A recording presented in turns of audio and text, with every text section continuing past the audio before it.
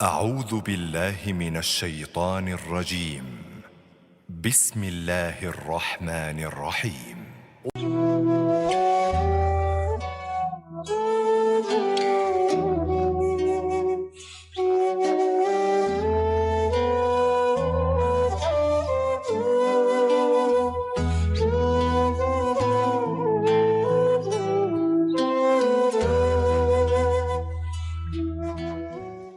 Assalamualaikum warahmatullahi wabarakatuh.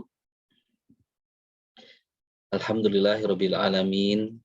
Alladzi khalaqal mauta wal hayata liyabluwakum ayyukum ahsanu amala. Wa huwal azizul ghafur.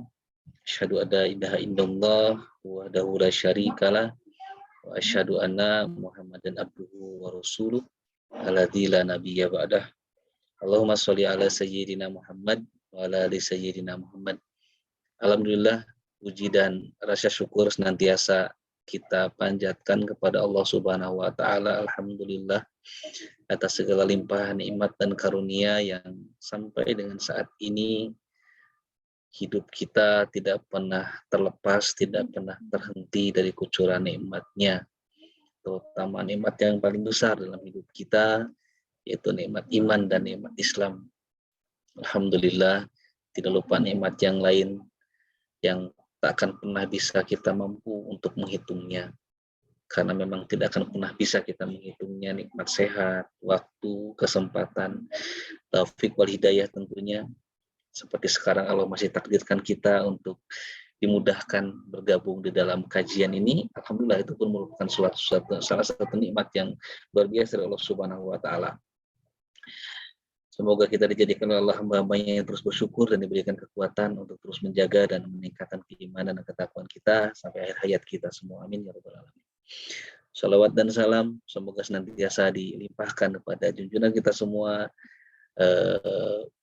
uswatun hasanah, pahlawan kita, suri tauladan, pimpinan kita yang kelak nanti akan menolong kita semua sebagai umat di akhirat dengan syafaatul ummahnya, yaitu Nabi besar Muhammad Sallallahu Alaihi Wasallam. Juga tidak lupa pada para keluarga dan sahabatnya, para tabiin, para ulama, guru-guru kita semua, dan sampai pada seluruh umatnya hingga akhir zaman. Amin ya rabbal alamin. Alhamdulillah, kita Allah pertemukan kembali di dalam kegiatan kajian rutin Masjid Asy-Syifa Fakultas Kedokteran Universitas Padjadjaran. Alhamdulillah, syukron, jazakumullah khairan katsiran pada para jamaah sekalian, baik keluarga besar Fakultas Kedokteran Unpad dan juga RSAS beserta para alumni dan juga para keluarganya. Dan juga karena memang kajian ini adalah terbuka untuk umum, kami haturkan hatur nuhun, terima kasih jazakumullah atas jamaah yang ikut hadir bersama kami. Semoga kehadiran Masjid Asy-Syifa Unpad semakin memberikan manfaat, menebar manfaat yang semakin meluas lagi, dan kelak semoga juga menjadi penambah timbangan amal kita semua di akhirat kelak. Amin ya rabbal alamin. Alhamdulillah, guru kita Ustadz Dedi Haryadi Paranto Sumping. Hatur nuhun Ustadz. Assalamualaikum damang Ustadz. Waalaikumsalam warahmatullahi wabarakatuh. Sehat Ustadz Adri? Alhamdulillah. Ustadz, bagaimana, sepertinya baru pulang perjalanan umroh ya? Ya, ada 2 minggu yang lalu Ustadz. Sekarang berarti membimbing haji ya? Tanggal 24, mohon doanya Ustadz Adri.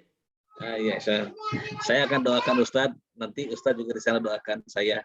Insyaallah. Kemarin bareng dengan ini Prof. Ya, alhamdulillah. Alhamdulillah. Baik. Assalamualaikum Waalaikumsalam Prof. Azali. Prof. Azali, Masya Allah. Doa sentiasa sehat, baik selalu Prof. Amin. Baik. Sami-sami. Baik, alhamdulillah kita sudah kehadiran Ustadz Dedi bersama kita. Kita siap-siap untuk menerima segala ilmu dari beliau. Kita buka kegiatan pada malam hari ini dengan kita bersama membaca basmalah. Bismillahirrahmanirrahim. Terkait dengan tema yang dibahas pada malam hari ini, alhamdulillah Ustadz mohon izin tadi sampai kajian tadi saya putarkan kembali audio yang part pertama Ustaz. The Miracle of Taqwa yang pertama mengingatkan kita pada kajian di bulan yang lalu. sebagai bekal untuk kita dikuatkan lagi insya Allah pada judul kajian pada malam ini, The Second of Miracle of Taqwa. Alhamdulillahirabbil alamin. Atau Ustaz. Baik, langsung saja menghemat waktu. Siapkan silakan mushafnya, alat tulisnya yang perlu dicatat. Nanti siapkan juga pertanyaan jika ada yang akan ditanyakan. Langsung saja kepada guru kita Ustadz Dedi Haryadi Asi. Waktu dan medianya kami persilakan.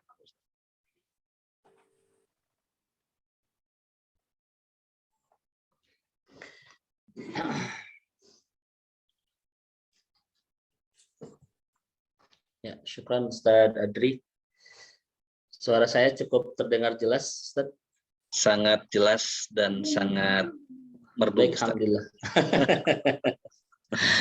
Masya Allah. Baik, Ustadz.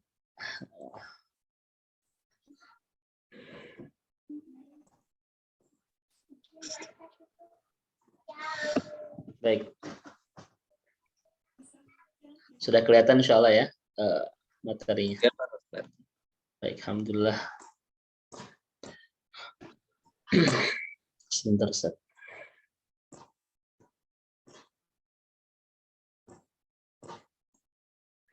Baik. A'udzubillahi minasyaitonir rajim. Bismillahirrahmanirrahim. Assalamualaikum warahmatullahi wabarakatuh. Warahmatullahi wabarakatuh. Alhamdulillahirabbil alamin. Alhamdulillahilladzi bi ni'matihi tatimmus shalihat. Wa asyhadu an la ilaha illallah wahdahu la syarikalah. Wa asyhadu anna Muhammadan abduhu wa rasuluh al-mab'utsu rahmatan lil alamin. Allahumma aftah lana qulubana wa alhimna rushdana wahdina ila siratikal mustaqim. Allahumma salli wa sallim wa barik ala Muhammadin wa ala alihi wa ashabihi asma'in. Bapak Ibu yang Allah rahmati dan Allah berkahi, wabil khusus ada Prof. Azali, mudah-mudahan senantiasa dalam kesehatan, kebaikan, keberkahan. Alhamdulillah bisa membersamai kajian di malam hari ini. Prof. Oki belum kelihatan ya, Ustaz Adri. Salam baktos buat beliau, mudah-mudahan senantiasa dalam kesehatan, kebaikan, keberkahan. Kalau mungkin beberapa saat lagi saya bergabung, Ustaz. Ya, alhamdulillah. Juga ada Bunda Haris ya, alhamdulillah bisa bersama di kajian malam hari ini. Sehat senantiasa Bunda. Ustadz Ginanjar dari Cimahi, alhamdulillah, dan juga dalam kesehatan, keberkahan. Ada Ustadz Kuswara ya dari DKM Cipaganti.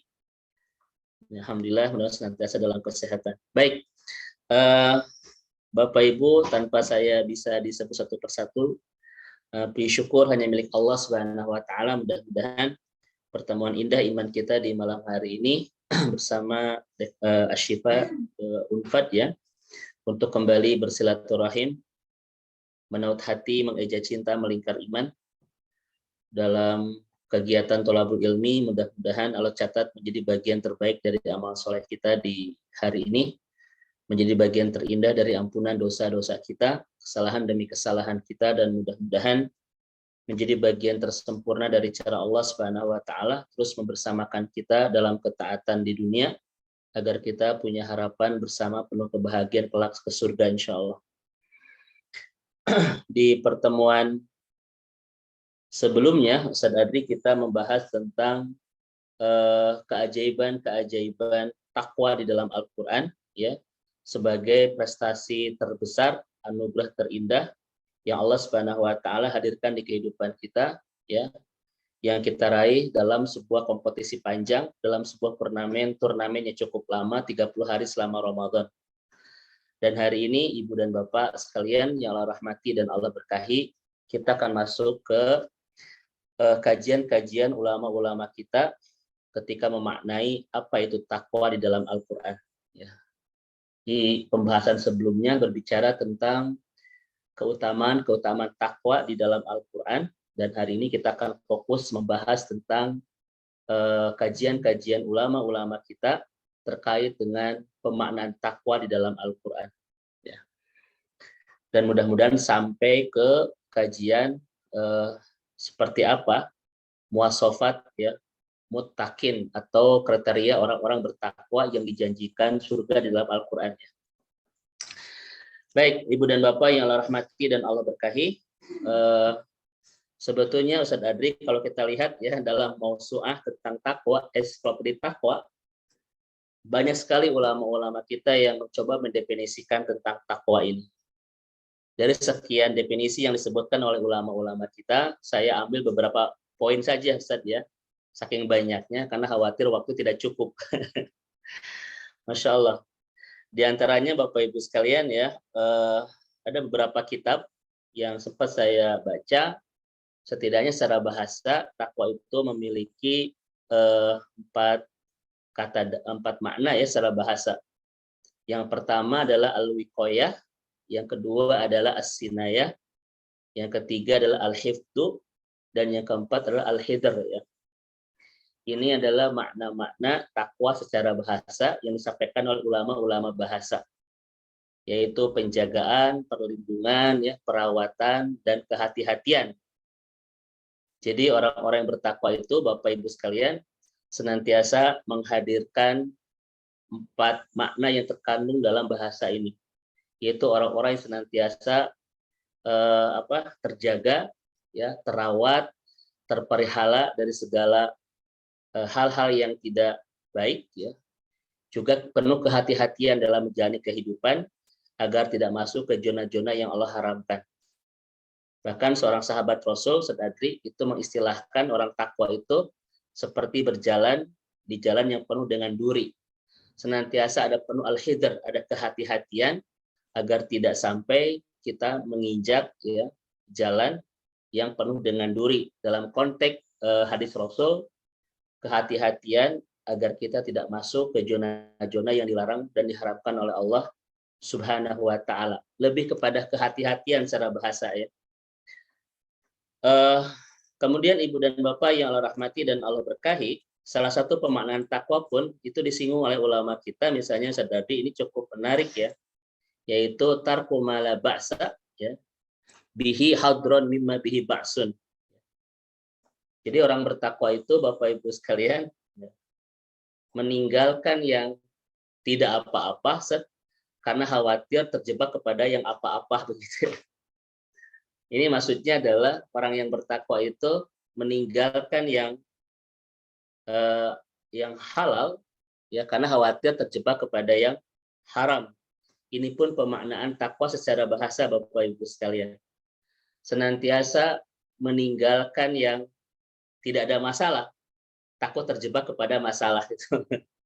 Itu pemaknaan secara hakikat ya kata seorang ulama. Senantiasa mudah meninggalkan yang halal karena khawatir terjebak kepada yang haram. Bukan sekedar meninggalkan yang haram Ustadz Adri, tetapi juga bisa meninggalkan yang halal kalau yang halal itu masuk kepada yang haram. Dulu saya pernah sampaikan kepada Bapak Ibu sekalian, kita membeli barang yang sangat mahal sekali. Katakan saja beli mobil nanti harganya 20 miliar begitu. Itu sebetulnya halal.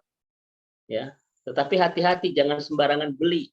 Karena yang halal itu bisa menjebak kita kepada yang haram.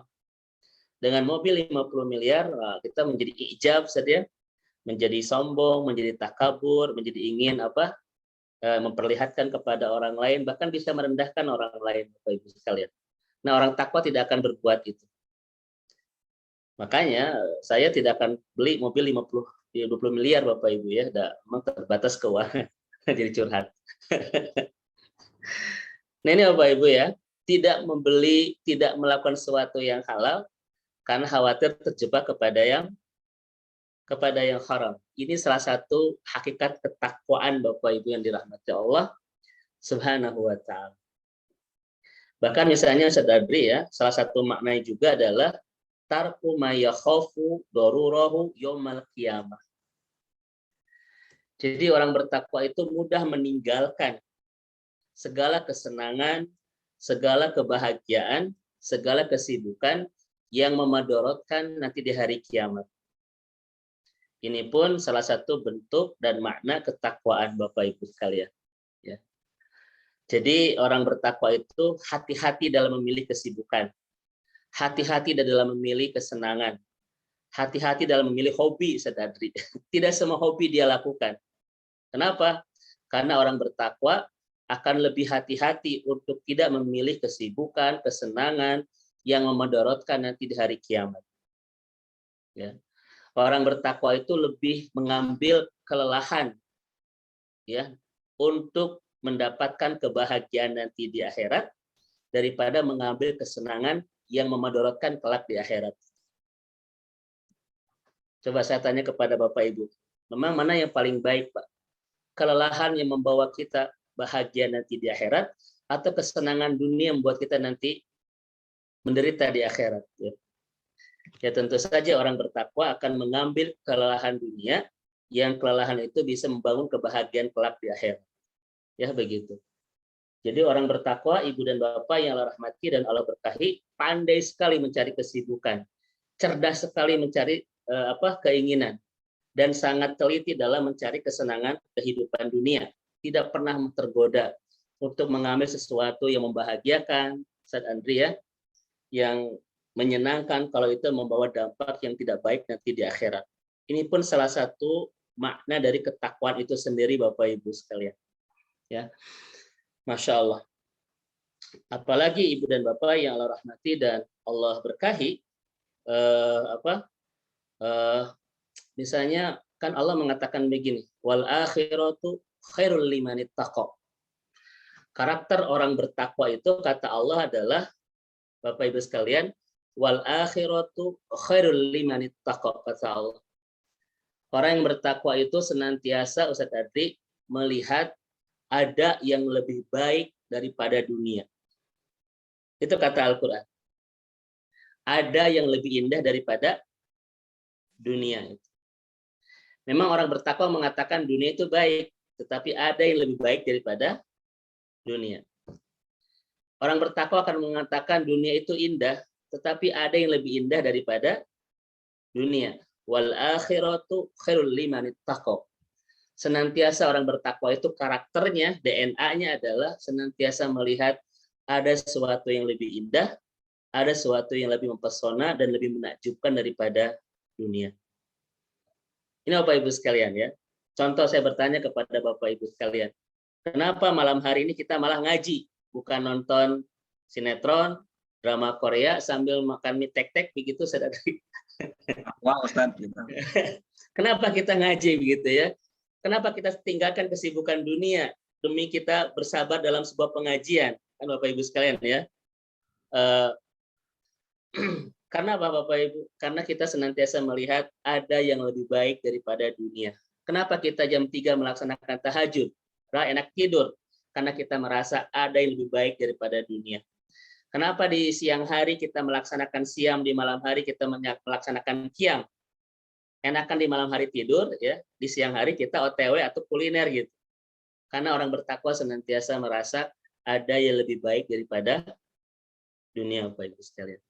Saya bertanya kepada Bapak Ibu, kalau orang mengatakan dunia itu baik, itu salah atau benar?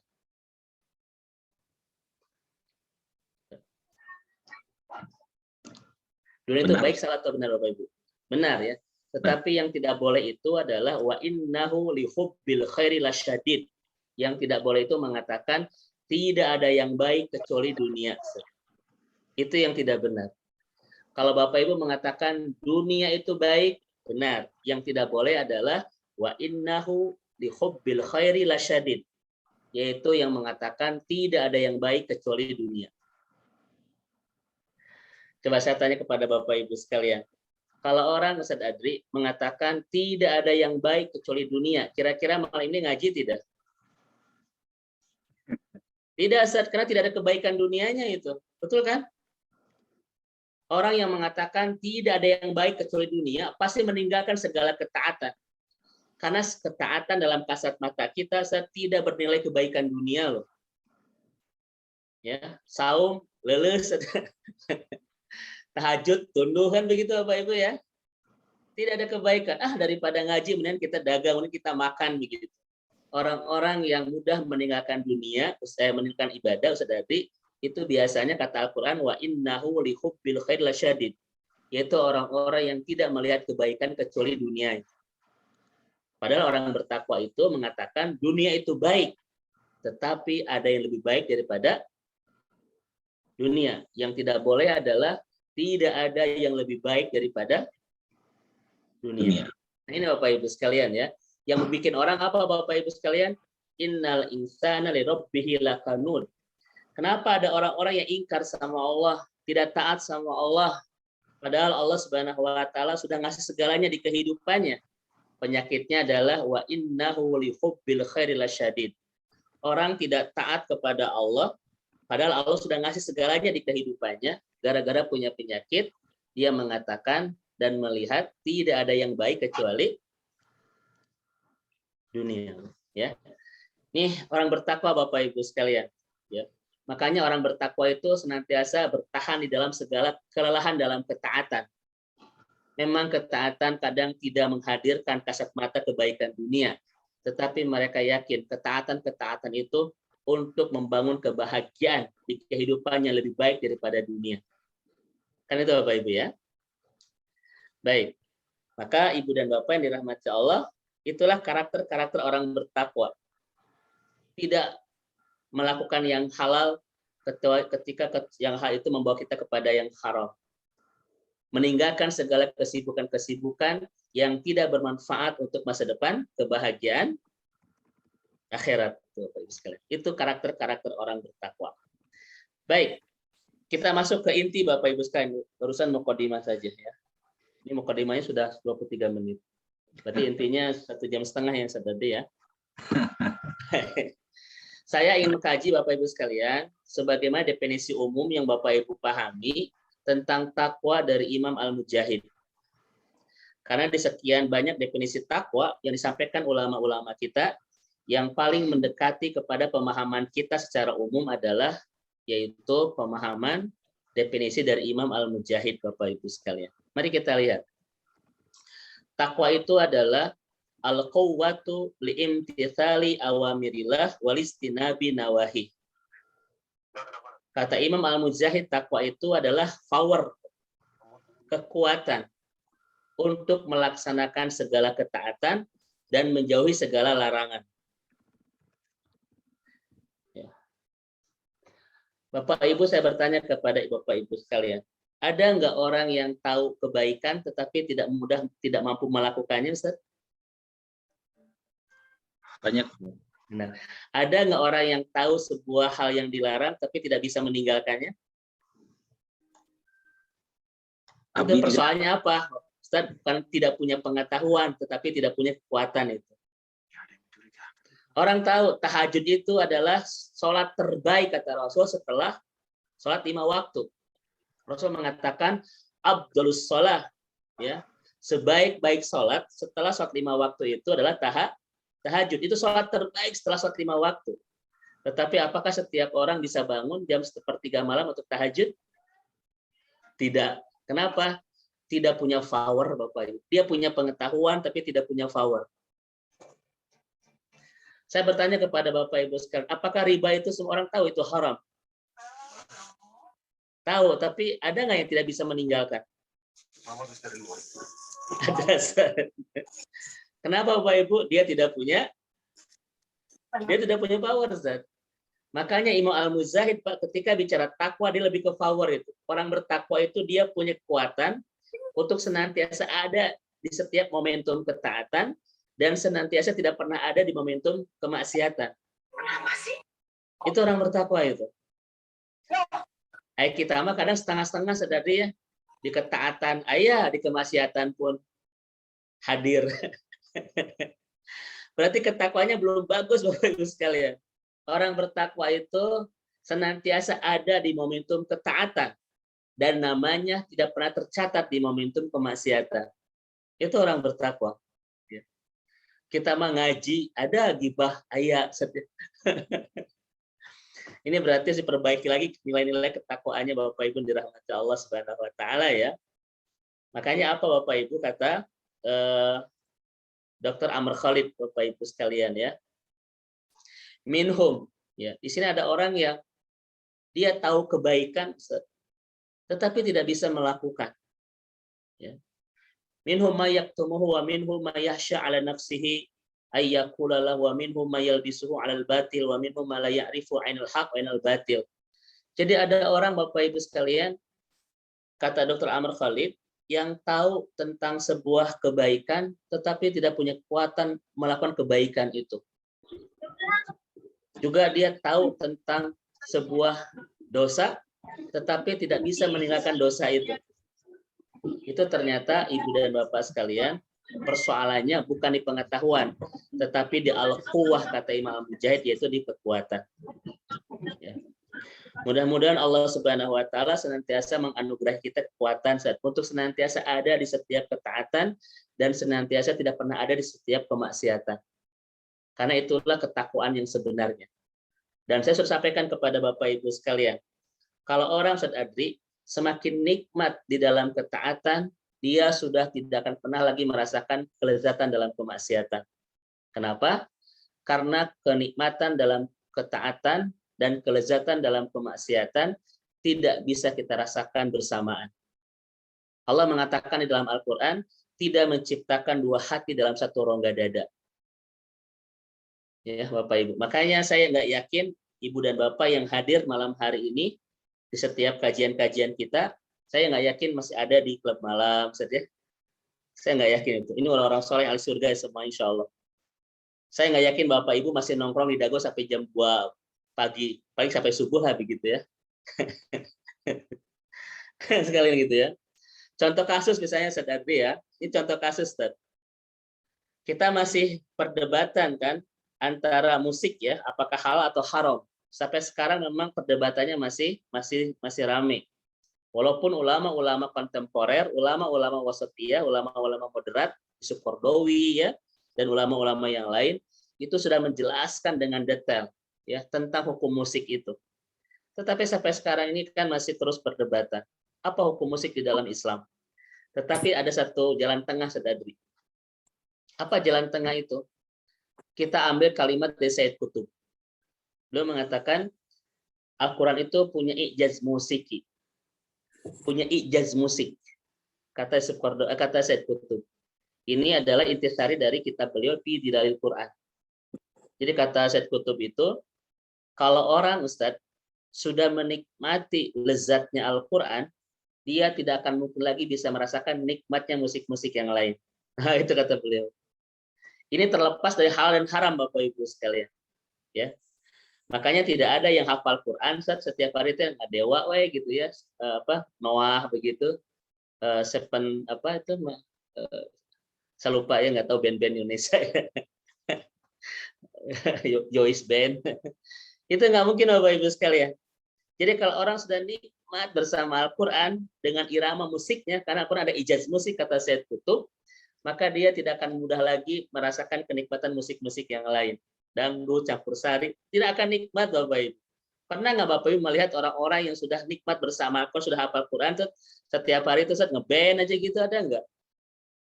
Jarang Pak. Saya tidak berbicara tentang hal dan haram, karena masih ikhtilaf di kalangan ulama kita. Tetapi orang-orang yang sudah nikmat bersama Al-Quran, dia tidak akan lagi mampu bisa menikmati kelezatan di musik-musik yang lain. Ini kayaknya perlu analisa yang lebih lanjut Bapak Ibu ya, dan perlu pembuktian begitu. Tetapi itulah kalimat-kalimat yang disampaikan oleh penulis intisari dari kitab Fi Dilalil Quran ya, ketika membahas tentang Al-Quran itu adalah ijaz musik ya, dari pendapat Sayyid Qutb. Baik Bapak dan Ibu yang Allah rahmati dan Allah berkahi ya. Pertanyaannya menarik Bapak Ibu sekalian. Kenapa Imam Al-Mujahid itu mendefinisikan takwa dengan kekuatan untuk melaksanakan segala ketaatan dan kekuatan untuk terhindar dari segala kemaksiatan? Kata beliau Bapak Ibu sekalian, kenapa harus ada kekuatan Ustaz Adri? Karena ternyata untuk berbuat ketaatan itu Bapak Ibu, kita mendapatkan banyak halangan. Ya. Untuk melakukan ketaatan, kita mendapatkan banyak benturan. Benturan yang pertama tentu saja Bapak Ibu sekalian adalah ya. Ini Bapak Ibu. Al-ibadah khilafus syahwat. Ibadah itu berlawanan dengan hawa nafsu. Ini benturan pertama. Tidak ada ketaatan Bapak Ibu yang tidak berbenturan dengan syahwat. Kenapa? Karena Rasul mengatakan inna nafsa la'amaratu bisu. Karena syahwat itu membawa kepada kemaksiatan, bukan ketaatan. Coba Bapak Ibu saya tanya kepada Bapak Ibu sekalian. Sekarang jam 8:30, itu enaknya ngaji Pak atau nonton atau tidur? Enak ketidur Bapak Ibu sekalian, ya enggak? Kenapa? Karena syahwat dan hawa nafsu itu membawa kepada kemaksiatan, bukan kepada ketaatan. Ini benturan pertama Ustaz Adri, Bapak Ibu sekalian. Makanya butuh kekuatan banget untuk melakukan ketaatan. Kenapa? Sangat tidak cocok dan tidak sesuai dengan hawa nafsu itu. Makanya Bapak Ibu, siapakah orang-orang yang hebat itu? Orang-orang yang takwa Bapak Ibu sekalian. Kalau ada pertanyaan, siapakah orang-orang yang punya kekuatan hebat itu? Saya katakan orang bertakwa, Ustaz Adri. Kenapa? Karena dia senantiasa bisa mengalahkan hawa nafsunya di setiap dia membangun ketaatan. Coba Bapak Ibu jam 3 pagi kita bangun, enaknya tidur atau tahajud coba? Ada seorang ibu bangun Ustaz jam 3 pagi, dia galau di persimpangan jalan, mau tidur mau tahajud, galau sampai istikharah kata Ustaz. Ditanya oleh suaminya, "Ibu kenapa istikharah?" "Ibu bingung Pak, ini tahajud atau tidur?" Dan Allah belum berikan jawaban. Ini Bapak Ibu sekalian itu ya. Kebayang nggak Bapak Ibu, setiap hari kita melaksanakan ketaatan berapa kali dari mulai bangun sampai tidur? Itu bisa puluhan kali dengan sholatnya, dengan tilawahnya, dengan zikir dan sebagainya. Kebayang nggak berapa puluh kali dalam sehari kita berbenturan dengan syahwat sendiri, Ustaz? Ya enggak? Butuh kekuatan banget Bapak Ibu. Al-ibadah khilafus syahwat. Karena ibadah itu sangat tidak cocok dengan hawa nafsu. Hawa nafsu cocoknya bukan dengan ketaatan, tapi kemaksiatan. Ya Bapak Ibu ya. Masya Allah itu. Makanya saya sampaikan kepada Bapak Ibu sekalian di surah Al-Kahfi ayat 28. Apa kata Allah Subhanahu wa taala? Bersabarlah dengan orang-orang yang soleh. Pernah kita bahasin. Wasbir nafsaka ma'alladina yad'una rabbahum bil ghadati wal 'ashi yuriduna wajha. Terjemah bebasnya Bapak Ibu, bersabarlah dengan orang-orang yang soleh. Bersabarlah dengan orang-orang yang taat itu. Nah, ini kan banyak bahasan di ayat ini ya, setidaknya satu Bapak Ibu sekalian. Kenapa harus bersabar bersama orang-orang yang soleh? Karena membangun kesolehan butuh kesabaran. Kenapa membangun kesolehan butuh kesabaran? Karena kesolehan berlawanan dengan hawa nafsu, Bapak Ibu sekalian. Ya. Ini Bapak dan Ibu yang dirahmati Allah Subhanahu wa taala. Membangun kesolehan itu membutuhkan kesabaran. Letak kesabaran di mana? Karena berlawanan dengan hawa nafsu. Makanya Bapak dan Ibu, sadari ini rumusnya. Al-ibadah qissatu sabri. Ibadah itu kisah tentang kesabaran. Ini Bapak Ibu sekalian. Ibadah itu kisah tentang kesabaran. Kalau orang tidak punya kesabaran, tidak mungkin bisa ibadah. Karena ibadah itu ada cerita tentang bagaimana kita membangun kesabaran. Tolong matiin lampunya. Betul nggak Bapak Ibu sekalian? Kenapa ulama mengatakan ibadah itu kisah kesabaran? Karena memang ibadah itu sangat berlawanan dengan hawa nafsu. Siang-siang harus saum, malam harus tahajud, ya. Itu berlawanan dengan hawa nafsu Bapak Ibu. Kan kalau siang Pak pengen makan seblak. Ya Bapak sekalian, pengen dinner ya, pengen ngabaso, tetapi kita tahan semua itu membutuhkan kesabaran. Makanya wajar ulama-ulama kita menyebut Ramadan syahrus sabri. Ramadan itu bulan sepenuh kesabaran, bulan penuh kesabaran. Ini Bapak Ibu dirahmati Allah ya. Ibadah itu qissatus sabri, cerita tentang sebuah kesabaran. Kesabaran ketika melakukannya dan kesabaran ketika menahan segala kesulitan ketika melakukannya. Itu kata para ulama Bapak Ibu sekalian. Maka Allah mengatakan wasbir nafsaka ma'al ladzina yad'una rabbahum bil ghadati wal 'ashyi yuriduna wajha. Bersabarlah dengan orang-orang soleh karena kesolehan membutuhkan kesabaran. Tapi Bapak Ibu sekalian, ini rumus kedua Ustadz Adri. Orang akan lebih kuat kesabaran dalam kesolehannya ketika bersama orang-orang yang soleh. Orang akan lebih kuat ketaatannya ketika bersama orang-orang yang taat. Itu Al-Kahfi ayat 28. Saya tanya ibu-ibu di sini, Bu, mana yang lebih sulit? Saum 30 hari Ramadan atau saum 6 hari qada? Mana yang lebih sulit ibu-ibu? Saum 30 hari di bulan Ramadan atau saum 6 hari qada itu? Ternyata banyak jawaban, Ustaz, yang paling sulit itu adalah 6 hari qada. Hari kodok. Kenapa, Bu? Yang 30 hari? Karena kita bersama-sama akan lebih kuat itu. Tetapi 6 hari tapi sendirian. Itu lebih berat, ya Bapak Ibu sekalian. Maka dari ayat ini muncul 2 learning point. 1. Kenapa bersabar bersama orang-orang soleh? Karena memang kesolehan membutuhkan kesabaran, Bapak Ibu.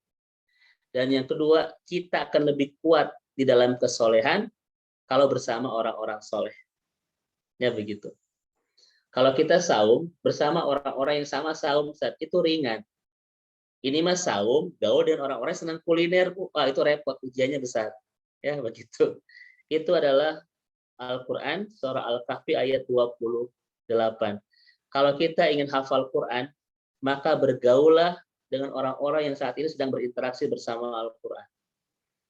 Kalau Bapak Ibu ingin istiqomah dalam hijrah, maka tidak ada pilihan kecuali kita membangun komunitas bersama orang-orang yang sedang di jalur yang sama. Itu lebih menguatkan kita dalam kesabarannya, saudara. Itu dahsyatnya surah Al-Kahfi ayat 28. Dan lihat Bapak Ibu sekalian, di ayat ini kan panjang ya. Apa kata Allah? Jangan palingkan wajahmu dari mereka untuk mendapatkan kesenangan dunia. Maksudnya, jangan palingkan wajahmu dari orang-orang soleh demi perhiasan dunia. Itu kira-kira apa Bapak Ibu sekalian? Karena orang soleh kadang tidak menjanjikan keindahan dunia. Tetapi bersama mereka kita bisa menemukan jalan pulang ke surga itu. Jangan lepaskan Bapak Ibu. Walaupun mereka tidak menjanjikan keberlimpahan dunia, tetapi orang-orang soleh itu bisa menuntun kita menemukan jalan pulang ke surga. Itu ya. Itu. Inilah karakter orang-orang yang disebut dengan as-saleh di surah Al-Kahfi ayat 28. Ini kesulitan pertama Bapak Ibu, kenapa Imam Al-Mujahid mendefinisikan takwa itu power kekuatan. Karena memang di setiap ketaatan kita punya benturan. Benturan pertama adalah berlawanan dengan hawa nafsu Bapak Ibu. Dan benturan kedua, kenapa di setiap ketaatan itu membutuhkan kekuatan? Karena kita akan mendapatkan benturan kedua. Apa itu Ustaz Adri? Khutuwati syaitan, jebakan-jebakan setan. Karena mereka berjanji kepada Allah untuk menghentikan kita dari segala ketaatan. Ya sekali itu setan, Pak. Wa bi'izzatika wa bijalalika la azalu ugwi ibadaka madamat arwahum fi asadihim, kata syaitan kepada Allah, demi kekuasaanmu ya Allah, aku tidak akan pernah berhenti untuk menghentikan ketaatan hambamu selama selama ruhnya ada dalam jasadnya. Sekalian ya. Ini adalah benturan kedua dari syaitan Bapak Ibu sekalian. Makanya Ibu dan Bapak, setiap hari kita berbenturan dengan 2 kesulitan ini. Dari dalam bernama hawa nafsu, dari luar bernama godaan syaitan. Apalagi Ibu dan Bapak yang Allah rahmati dan Allah berkahi ya. Ulama-ulama kita mengatakan bahwa syaitan itu ketika menggoda, itu mereka punya, kata Ibnu Qayyim, itu ada 6 jebakannya Ustaz. Tapi nanti kita bahas lain waktu saja. 6 jebakan setan yang bisa menghentikan kita dalam ketaatan. Saya tidak akan bahas malam hari ini, sengaja biar Bapak Ibu penasaran agar saya diundang lagi untuk kajian berikutnya. Itu modus. Langsung jadi buat nanti kemana-mana. Nggak, itu modus saudara. Ini Bapak Ibu ya, kesulitan. Maka power itu adalah ketakwaan. Dan mudah-mudahan kita semua bukan yang sekedar tahu tentang baik dan buruk, tetapi kita punya kekuatan untuk bisa melakukannya dan bisa menghindarinya. Bukankah Umar bin Khattab pernah ngajari kita satu doa yang sangat indah sekali? Allahumma arinal haqqa haqqan. Ya saja. Wa alhimna tiba'ah. Wa arinal batila batilan wa alhimna istinabah. Itu kata Umar bin Khattab.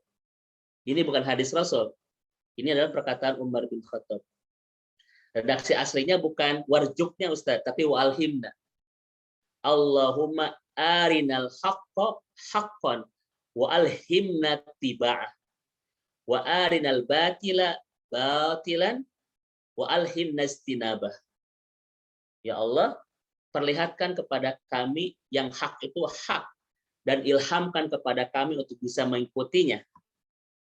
Dan perlihatkan kepada kami yang batal itu adalah batal atau batil dan ilhamkan kepada kami untuk bisa menjauhinya. Ini adalah kalimat Umar bin Khattab. Kenapa sampai beliau memunculkan doa ini, Ustaz? Karena banyak umat Islam yang tahu tentang sebuah ketaatan tapi tidak bisa melakukannya. Banyak di antara kita yang tahu tentang sebuah kemaksiatan tapi tidak bisa meninggalkannya. Dia butuh kekuatan itu. Kekuatan inilah yang disebut dengan takwa itu. Kata Imam Al-Mujahid. Ya. Nah, ini Bapak dan Ibu yang dirahmati Allah Subhanahu wa taala ya. Terkait dengan definisi dari Imam Al-Mujahid tentang takwa. Al-quwwah liimtitsari awamirillah wastinabi nawahi. Kekuatan yang dimiliki oleh kita untuk senantiasa bisa melaksanakan ketaatan dan senantiasa bisa menjauhi segala kemaksiatan. Ya. Baik. Ibu dan Bapak yang Allah rahmati dan Allah berkahi.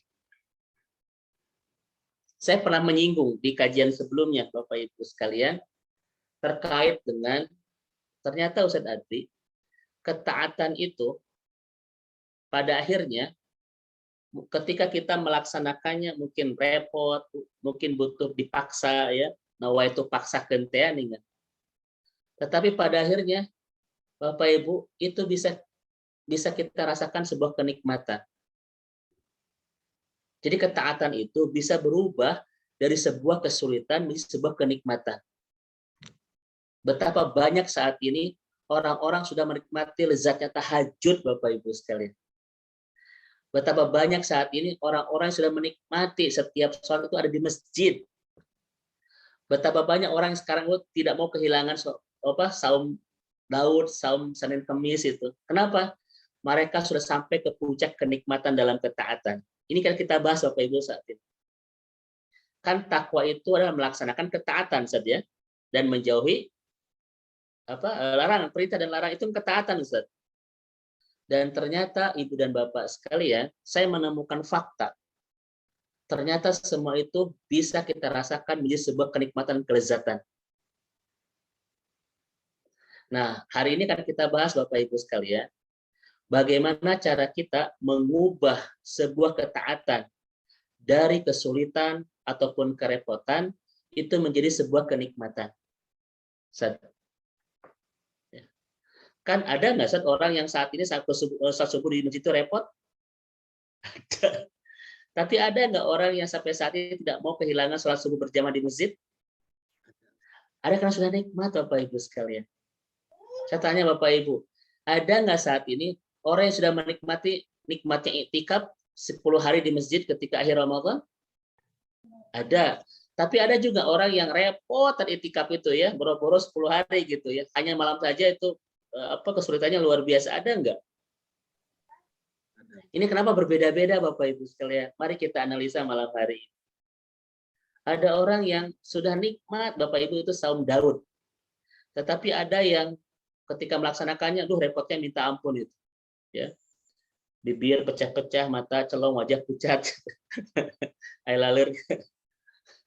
Nah, sekalian ya, ini kenapa berbeda-beda?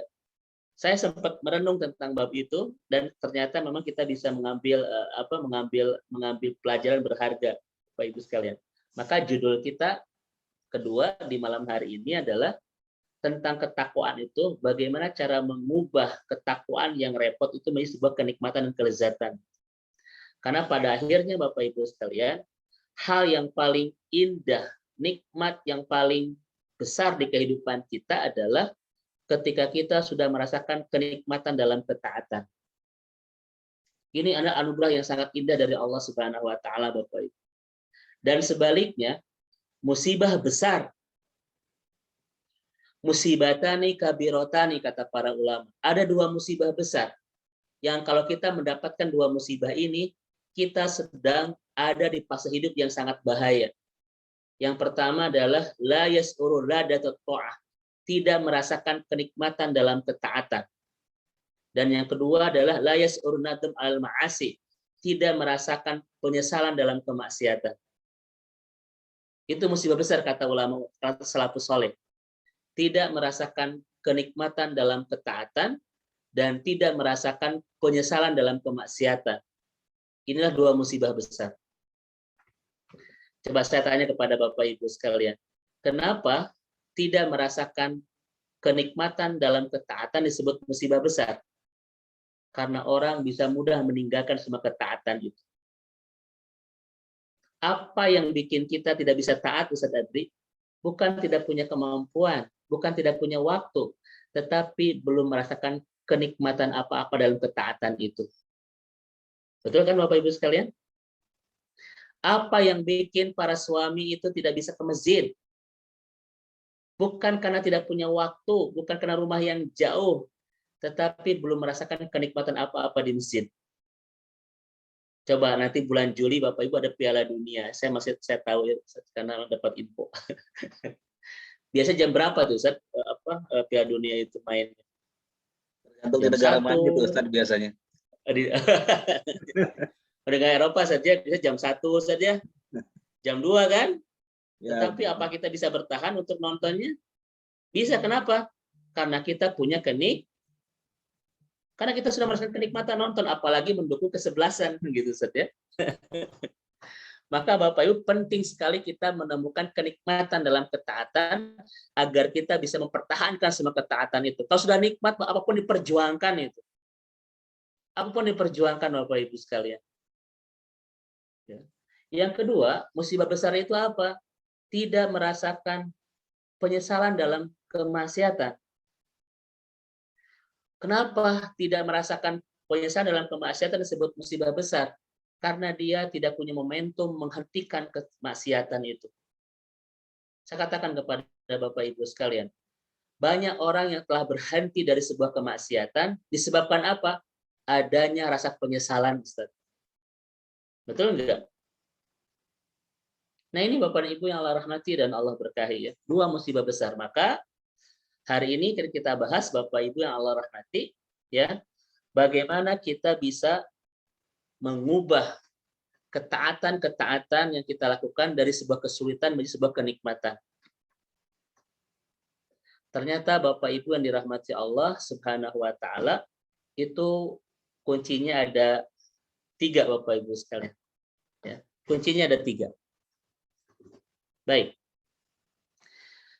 Kan begini Bapak Ibu yang dirahmati Allah ya. Ketaatan itu kata para ulama seperti burung. Ya. Burung itu kalau mengepakkan sayap itu pasti di bawah, Ustaz. Ya. Tetapi kalau sudah di atas, dia bisa melayang-layang dengan indah tanpa mengepakkan sayap. Betul nggak Bapak Ibu? Burung itu kapan mengepakkan sayapnya? Ketika di bawah, Ustaz Adri. Tetapi kalau sudah di atas, kadang dia melayang-layang saja, betul kan? Bapak Ibu, misalnya kita menerbangkan layang-layang. Itu kalau layang-layang masih di bawah, kita perlu effort, Ustaz. Menariknya gitu, ya kan? Tetapi kalau layang-layang sudah di atas, Bapak Ibu sekalian, itu sudah tidak usah lagi ditarik-tarik lagi, Ustaz. Dia biarin saja itu. Nah, kata ulama, ketaatan pun seperti itu, Bapak Ibu. Seperti layang-layang dan seperti burung. Kalau kita jam terbang ketaatan kita sudah di atas, itu nikmat sekali. Tetapi ada nggak orang-orang yang ketika membawa ketaatan masih repot? Itu satu, jam terbangnya belum tinggi. Itu aja penyakitnya. Ustadz, kenapa sih saya itu kalau subuh susah ke masjid, berat, jam terbangnya belum tinggi. Terus Bapak Ibu istiqomah ke masjid. Lama-lama kerepotan itu akan menjadi sebuah kenikmatan. Ustadz, kenapa sih saum Daud itu terasa repot? Satu, jam terbangnya belum tinggi. Terus tinggikan jam terbangnya. Seperti layang-layang, seperti burung Bapak Ibu. Nggak usah mengepakkan sayap kalau sudah di atas. Nikmatin saja itu. Maka rumusnya Ibu dan Bapak sekalian, siapapun di antara kita yang masih ibadah itu repot, satu, jam terbangnya belum tinggi. Terus istiqomahkan sampai tinggi jam terbangnya. Maka semua akan terasa nikmat.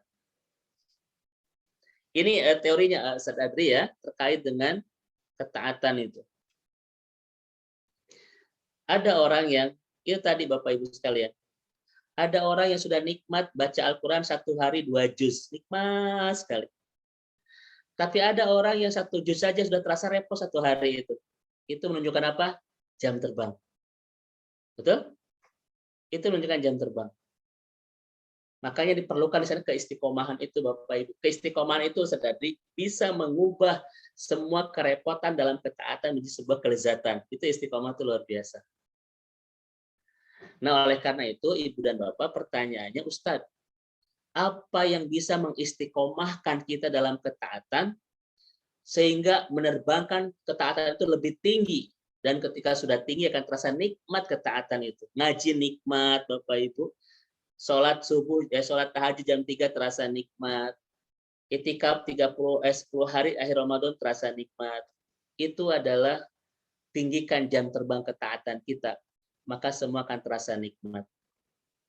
Nah, oleh karena itu, Ibu dan Bapak yang dirahmati Allah, ulama-ulama kita memberikan 3 cara bagaimana meninggikan jam terbang ketaatan kita agar nanti pada akhirnya ketaatan itu akan terasa nikmat. Yang pertama Bapak Ibu sekalian adalah mahabbah. Ya. Ini mahabbah. Ada mahabbah, ini salah satu cara untuk terus meninggikan jam terbang kita, ketaatan kita. Ketika sudah tinggi, maka ibadah kita akan terasa nikmat. Itu mahabbah. Mahabbah itu artinya cinta Bapak Ibu sekalian. Apalagi kata Ibnu Qayyim. Bapak Ibu sekalian, kalau ingin nikmat melaksanakan ibadah, maka Bapak Ibu harus punya 2, kata Ibnu Qayyim. 1 adalah mahabbah, yang kedua adalah ridho. Ya.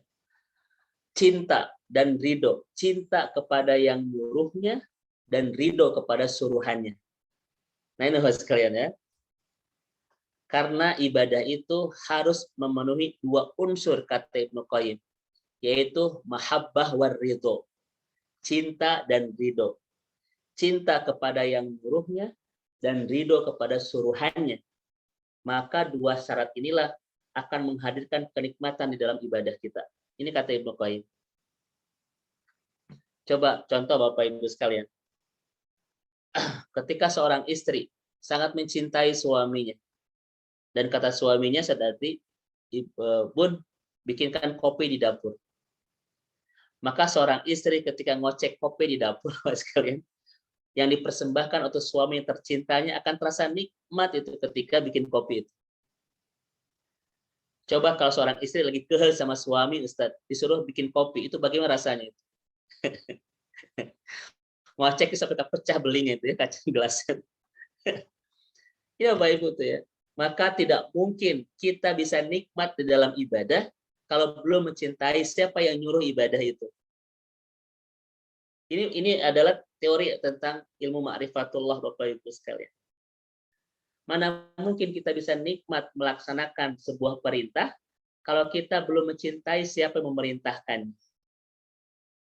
Semakin besar rasa cinta kita kepada Allah, maka semakin nikmat ketika Allah memerintahkan di kehidupan kita. Ini kunci Ustaz. Dan pertanyaannya Ustaz, bagaimana cara mencintai Allah? Cuma 1 ilmu, ma'rifatullah. Terus kenali Allah Bapak Ibu. Karena kata Ibnu Qayyim, orang semakin mengenal Allah akan semakin dalam jatuh cinta kepadanya. Itu kalimat Ibnu Qayyim Bapak Ibu dirahmati Allah. Ya. Jadi mengenal Allah akan menghadirkan cinta kepada Allah. Dan setelah cinta kepada Allah akan menghadirkan kenikmatan ketika diperintah oleh Allah. Maka pertanyaan saya kepada Bapak Ibu, mungkin nggak orang itu akan nikmat ibadah ketika tidak mengenal ma'rifatullah? Tidak, Bapak Ibu sekalian ya. Ini ilmu tentang ilmu ma'rifatullah. Ya. Baik. Ini yang pertama, Ibu dan Bapak yang dirahmati Allah Subhanahu wa taala. Makanya kita lihat di surah Al-Baqarah 165. A'udzubillahi minasyaitonirrajim. Walladzina amanu asyaddu hubbalillah. Orang-orang beriman itu sangat dahsyat cintanya kepada Allah. Maka Bapak Ibu, kalau ingin tahu seberapa hebat iman seseorang, lihatlah seberapa besar cinta dia kepada Allah Subhanahu wa taala. Karena DNA yang tidak pernah hilang dan terus melekat di kehidupan orang-orang beriman adalah begitu dahsyat cintanya kepada Allah Subhanahu wa taala. Sampai-sampai Bapak Ibu orang beriman itu ketika dibacakan Al-Qur'an sudah bergetar hatinya ya, tumpah air matanya. Kenapa? Karena begitu hebat cintanya kepada Allah. Ya Bapak Ibu lah kalau kita sedang jatuh cinta kepada seseorang disebutkan namanya saja, oh bergetar ya baru rum. Malu-malu kan begitu ya, tumpah air mata kita dan lain seterusnya. Ini Bapak Ibu yang dirahmati Allah, maka kalau kita sudah mahabbah ya, sudah mahabbah jatuh cinta kepada Allah, maka ibadah itu akan terasa nikmat sekali. Sebagaimana kita melakukan suruhan dari orang yang sangat kita cintai, pasti ketika melaksanakannya penuh dengan kebahagiaan, penuh dengan kenikmatan. Maka dari poin pertama ini Bapak Ibu sekalian, perlu kita mengkaji lebih dalam tentang ilmu tauhid, tentang ma'rifatullah, bagaimana cara kita mengenal Allah Subhanahu wa taala. Makanya Ustaz Ardi di setiap kajian-kajian saya dimanapun setiap hari saya tahun-tahun ini masih berfokus kepada pembinaan akidah Bapak Ibu. Ya, jamaah-jamaah yang sudah bersama dengan kajian-kajian kita pasti merasakan itu. Hampir beberapa tahun belakangan ini tema-tema kita semuanya seputar masalah akidah. Bagaimana cara kita mengenal Allah Subhanahu wa taala. Kenapa? Karena memang ini adalah hal yang penting ya untuk menjadi pondasi untuk semua ilmu-ilmu yang kita miliki. Yang kedua Bapak dan Ibu nah ini punten Bapak Ibu ya. Kalau orang sudah jatuh cinta kepada Allah, maka dia akan merasakan 3 hal. 1, asyauq qoblal ibadah Ustaz. Adanya kerinduan sebelum melaksanakan ibadah. Rindu segala ingin tahajud. Rindu ingin segala ke Baitullah. Mudah-mudahan Bapak Ibu segera Allah undang ke Baitullah bersama keluarga tercinta untuk merasakan nikmat ibadah di rumah Allah. Ini karakter orang yang cinta sama Allah. Kalau sudah membangun mahabbah, asyauq qoblal ibadah. Adanya perasaan rindu ingin melaksanakan ibadah. Aduh, rindu segera Ramadan lagi. Aduh, rindu ingin segera tahajud Bapak Ibu sekalian. Aduh, rindu segera ngaji lagi. Ada kerinduan Bapak Ibu. Dan yang kedua adalah as-sa'adah indal ibadah. Rindu sebelum melakukannya dan bahagia ketika melakukannya. Dan terakhir, al-huznu inda fuqdanil ibadah. Sedih ketika kehilangan momentum ibadahnya. Rindu sebelum melakukannya, bahagia ketika melakukannya, dan sedih ketika kehilangan. Ini adalah suasana perasaan orang-orang yang sudah membangun mahabbah. Ya. Rindu ketika melaksanakan ibadah, akan melaksanakan ibadah, bahagia ketika melaksanakan ibadah, dan sedih ketika kehilangan ibadah. Ya, Masya Allah. Kalau ada di antara Bapak Ibu yang pagi hari sedih ya gara-gara kehilangan tahajud, itu sudah bagus ya. Sudah tingkat kemahabbatullahnya bagus itu. Ini kalimat-kalimat dari ulama-ulama kita. Kemudian Bapak Ibu sekalian, mudah-mudahan masih ada waktu tadi ya, saya percepat.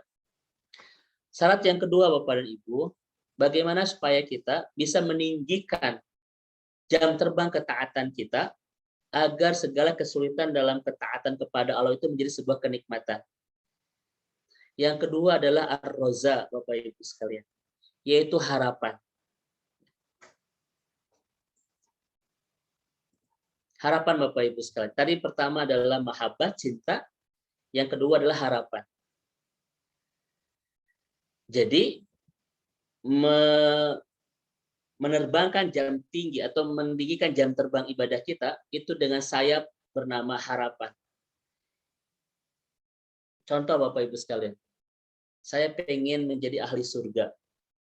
Saya pengen menjadi penghafal Quran.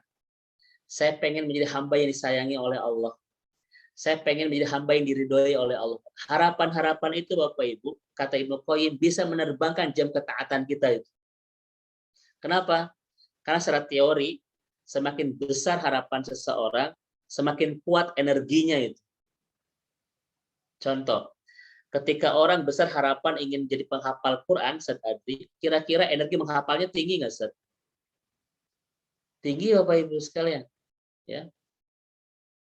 Itulah pentingnya harapan. Ar-Raza dalam bahasa ilmu akidah itu.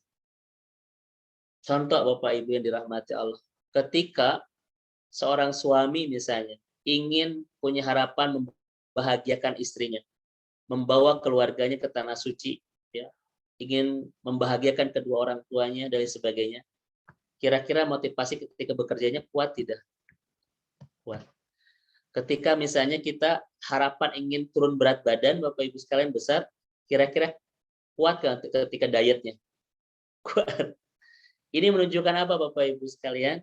Harapan sangat berpengaruh kepada kekuatan kita untuk melaksanakan sesuatu. Dalam bahasa akidah disebutkan ar-roza. Maka Ibu dan Bapak sekalian, tumbuhkan harapan-harapan dalam saya ingin menjadi ahli surga. Saya pengen menjadi hamba yang disayangi oleh Allah Subhanahu wa taala. Saya pengen menjadi penghafal Quran. Saya pengen menjadi hamba yang diridhoi oleh Allah. Harapan-harapan itu ditumbuhkan, maka jam terbang ketaatan kita akan lebih tinggi. Nah, ini teorinya Bapak Ibu sekalian ya. Tentang poin kedua, bagaimana cara kita meninggikan jam terbang ketaatan kita. Tinggikan dan harapan-harapan yang besar. Karena orang, Ustaz Adri, ketika kehilangan harapan, dia kehilangan kekuatan itu. Apa kata ulama? Al-insan dunal amal kanabat dunal ma. Manusia tanpa harapan seperti tanaman tanpa siraman air. Apa yang terjadi ketika tanaman tidak disiram air? Maka seperti itulah manusia yang tidak disiram dengan harapan. Layu itu. Dia tidak punya kekuatan. Ketika kita tidak ada harapan, ingin jadi ahli surga, ingin jadi hamba yang dicintai oleh Allah, ketaatannya tidak akan pernah tinggi Bapak Ibu, segitu-gitunya. Ya. Maka kita lihat Bapak Ibu dirahmati Allah Subhanahu wa taala, apa kata Allah di surah Al-Anbiya 690? Innahum kanu yusari'una fil khairat wa yad'unana raghaban wa rahban wa kanu lana khashi'in. Sesungguhnya mereka adalah orang-orang yang selalu bersegera dalam mengerjakan perbuatan-perbuatan yang baik dan mereka berdoa kepada kami dengan harap dan cemas. Dan mereka adalah orang-orang yang khusyuk di dalam, yang khusyuk kepada kami. Ini Bapak Ibu contoh harapan tentang saum Bapak Ibu sekalian. Apa kata Rasulullah SAW? Saum itu akan menghadirkan dua kebahagiaan. Bahagia ketika berbuka dan bahagia ketika bertemu Allah nanti di akhirat. Ya. Maka kalau Bapak Ibu ingin bahagia, perbanyak saum. Karena minimal ketika berbuka kita akan bahagia itu. Dan kebahagiaan ketika saum tidak hanya ketika berbuka, tetapi nanti ketika bertemu Allah di akhirat. Saya bertanya kepada Ustadz Adri, Bapak Ibu. Kalau harapan kita kuat, ingin bahagia ketika berbuka, dan bahagia ketika bertemu Allah nanti di akhirat. Kira-kira makin kuat gak motivasi saumnya? Nah itu harapan Bapak Ibu contohnya ya. Kemudian kita lihat Bapak dan Ibu yang dirahmati Allah Subhanahu wa taala. Apa kata Syekh Qardawi, Bapak Ibu? Kata Qardawi, Pak, Lailatul Qadar itu ya, satu malam itu nilainya adalah seperti melalui 1000 bulan. Jadi kalau orang mendapatkan Lailatul Qadar, maka dia mendapatkan ibadah dan keutamaan melebihi 1000 bulan. 83 tahun itu kata Qardawi. Maka pertanyaan saya kepada Bapak Ibu, kalau kita punya harapan besar ingin mendapatkan keutamaan Ramadan itu, yang nilai ibadah kita lebih baik melebihi 1000 bulan, kira-kira itikaf kita 10 hari di masjid itu makin kuat gak Ustaz Adri? Itulah harapan Bapak Ibu. Makin kuat ketika harapan makin besar. Ya. Ada banyak contoh.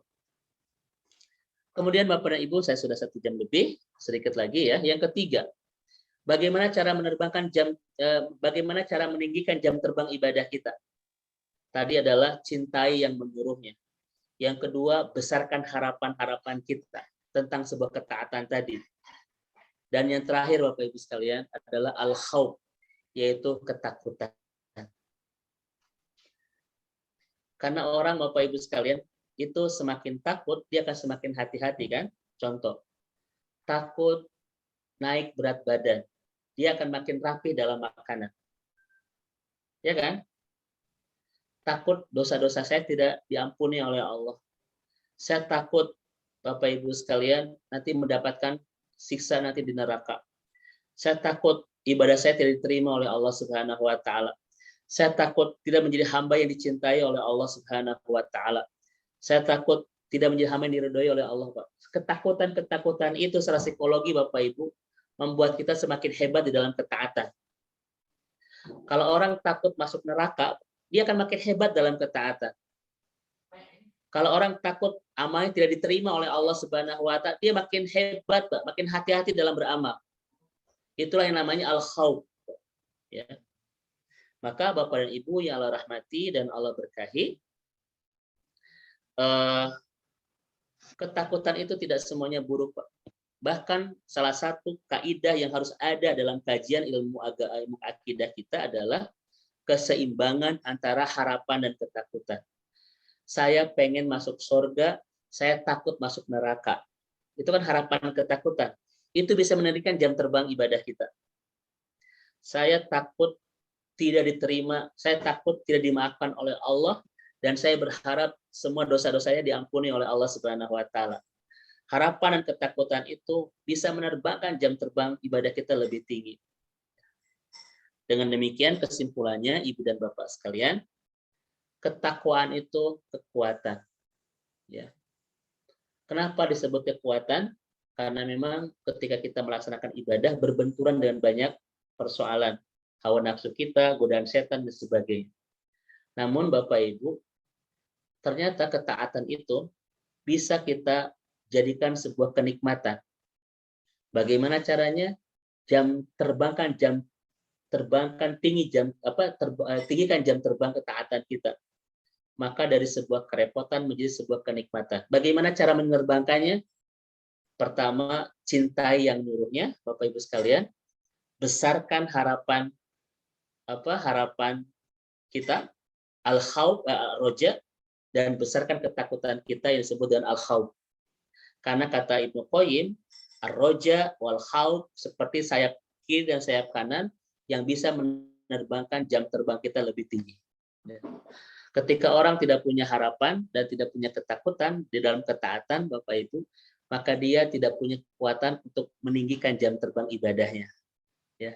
Apalagi misalnya kata Imam Al-Qurtubi, salah satu yang membuat kita ibadah bisa khusyuk dan bisa berkualitas ketika ada perasaan ar-roja wal khauf, adanya harapan dan ketakutan.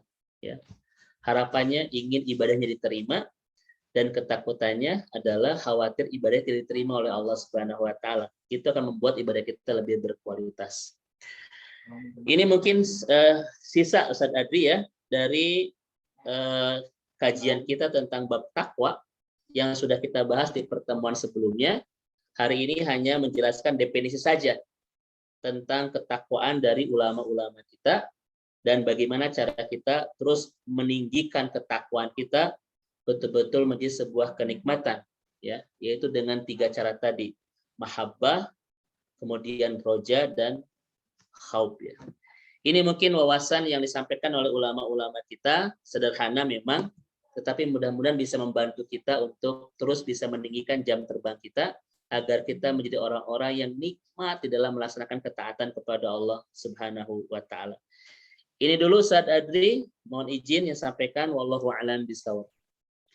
Alhamdulillah, syukran jazakallahu khair Ustaz atas paparan materi yang Masya Allah inspiratif sekali telah disampaikan, dan insya Allah kita semua mendengarnya dengan insya Allah dimudahkan Allah Subhanahu wa Ta'ala juga untuk bisa memahami dan juga dalam mengamalkannya tentunya nanti. Masya Allah, saya banyak mencatat di poin-poin Ustaz, statement Ustaz luar biasa menyentuh hati. Masya Allah. Nah, ini sisa-sisa kajian kemarin, saya mohon maaf. Masya Allah, alhamdulillah. Tadi juga ada pertanyaan dari salah seorang jamaah terkait memang di dalam melaksanakan ketaatan itu memang kadang futur gitu ya, tapi itu sudah dijawab oleh Ustadz dengan langkah-langkahnya bagaimana tiga kunci yang tadi agar kita, dan yang paling sangat menengah adalah yang sangat mengenai saya simak adalah kita harus mahabbah dan ridho. Ustaz, luar biasa itu. Kita harus mencintai siapa yang menyuruh dan kita beridho atas apa yang ditugaskan kepada kita, barangkali begitu. Betul. Baik, kita masih ada waktu kurang lebih sekitar 15 menit barangkali sebelum ditutup dengan doa. Pada para jamaah sekalian, kami persilakan jika ada pertanyaan terkait dengan materi yang dibahas pada malam ini, boleh menuliskannya pada kolom chat barangkali. Ibu Yuniarti, jika silakan boleh diajukan pertanyaan barangkali lebih singkat mengingat waktu yang tinggal sedikit lagi. Mangga Ibu Yuniarti. Assalamualaikum warahmatullahi wabarakatuh, Pak Ustadz. Waalaikumsalam. Silakan Bu Yuniarti. Tadi juga kita sore kajian ya? Iya, Pak Ustadz. Masya Allah. Baik, silakan Bu. Ini sih izin bertanya, Pak Ustadz. Kalau kita sebagai orang bertakwa dalam beribadah kita baik ya Pak Ustadz. Kalau saya merasakan sendiri, jadi kalau ya saya sampai sekarang ini dari mulai Ramadan sampai sekarang mungkin ibadahnya kurang baik. Jadi saya tuh sering Pak Ustadz sudah berwudu, sudah mempersiapkan alat sholat, tetapi kadang-kadang saya tuh seringnya yang didahulukan megang HP. Jadi kadang-kadang sholatnya saya ingatan saya nanti aja deh, baru jam 3 sampai 3.20 misalnya. Perasaan saya nanti aja deh, nanti aja. Udah gitu kelewat Pak Ustadz. Itu kalau kita seperti itu gimana ya Pak Ustadz? Ketakwaan kita untuk memperbaiki supaya tidak begitu lagi. Jadi kalau baik, jazakallah Ibu Yuniarti ya. Ya itulah. Memang tadi saya sampaikan dari awal ya, faktor godaan internal itu bernama syahwat sendiri ya, hawa nafsu, dan faktor internal itu adalah wiswas syaitan atau jebakan-jebakan atau godaan-godaan syaitan ya, gitu. Dan memang syaitan sudah berjanji sama Allah akibat kemarahan yang sangat luar biasa ya, la'aqudanna ila siratal mustaqim ya, bahwa syaitan sudah berjanji sama Allah untuk menggelincirkan kita di jalan yang lurus ya.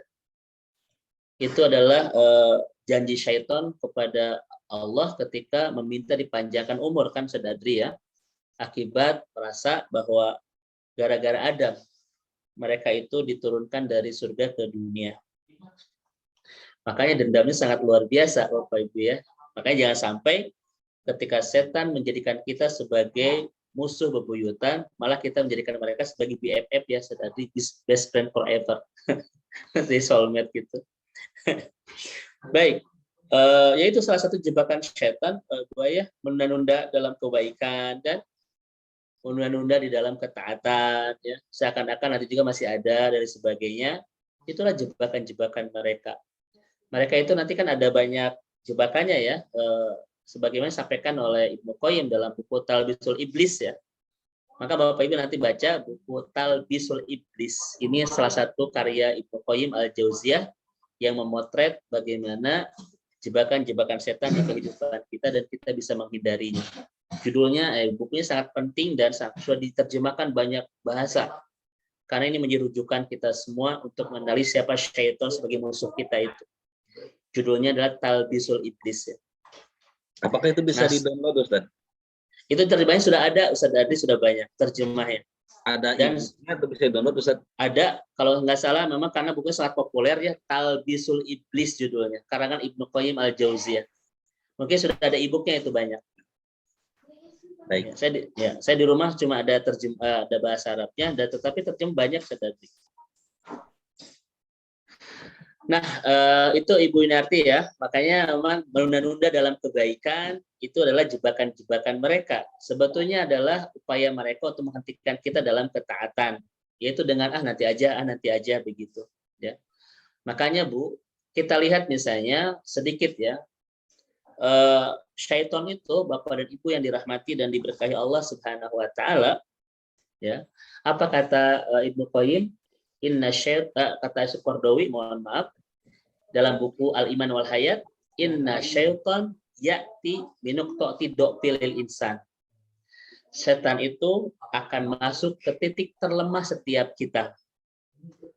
Jadi mereka itu memaksimalkan godaannya di titik terlemah kita. Dan hebatnya, syaitan itu sangat tahu titik terlemah kita masing-masing yang berbeda-beda. Itu Ustaz. Dan di titik terlemah itulah mereka akan goda habis-habisan untuk menjebak kita. Kan setiap orang titik terlemahnya tidak sama, Ustaz Adri ya.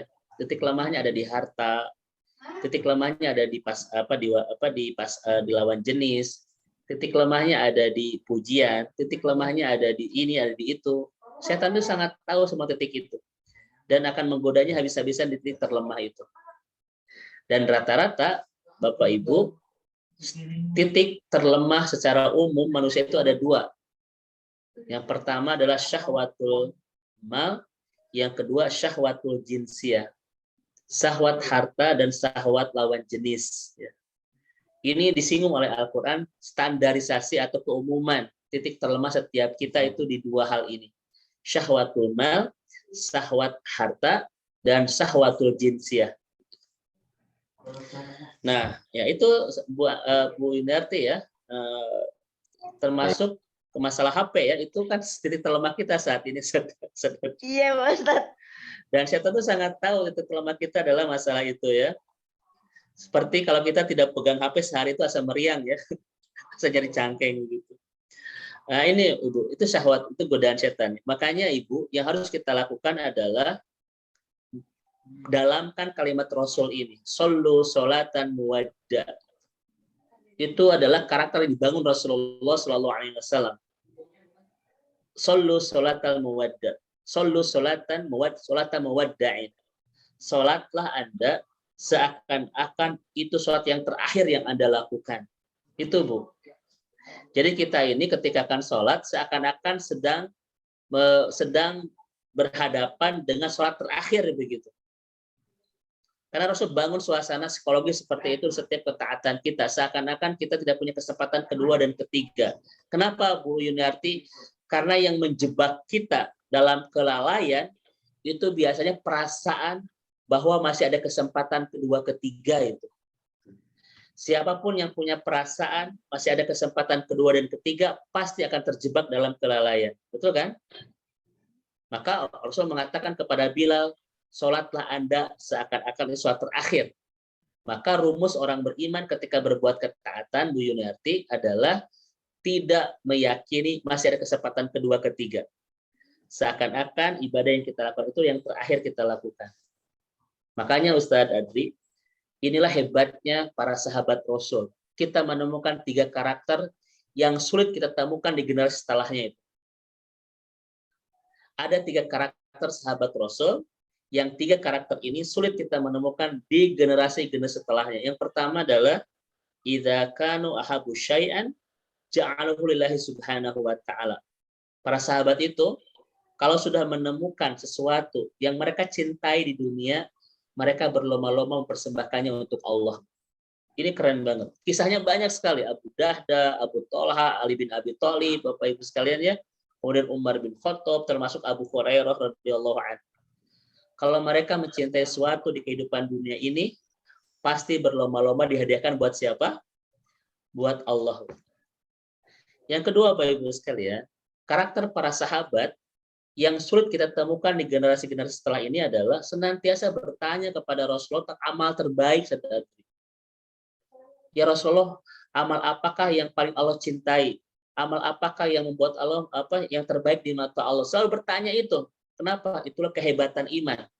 Senantiasa bertanya tentang amal terbaik seakan-akan tidak cukup dan amal-amal biasa standar itu nggak cukup.